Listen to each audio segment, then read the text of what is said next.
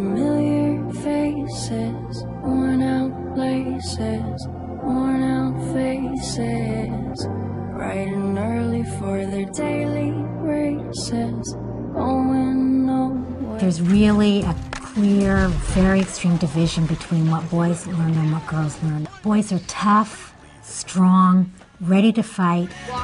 And girls, they need to be pretty, sexy, and how they look determines their value. It objectifies both of them. Girls get the message from very early on that what's most important is how they look, that their value, their worth depends on that. And boys get the message that this is what's important about girls.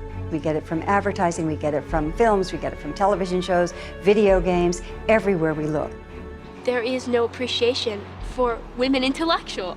It's all about the body, not about the brain.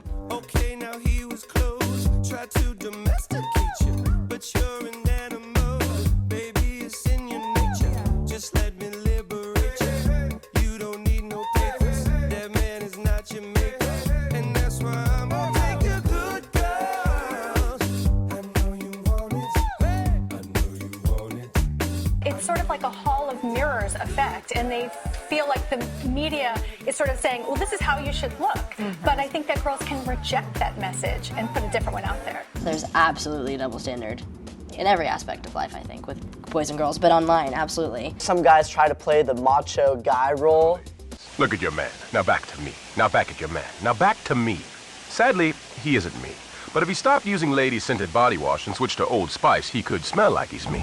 I'm a man who discovered the wheel and built the Eiffel Tower out of metal and brawn. You're just a woman with a small brain. Stop crying, Rohan. Are you a girl?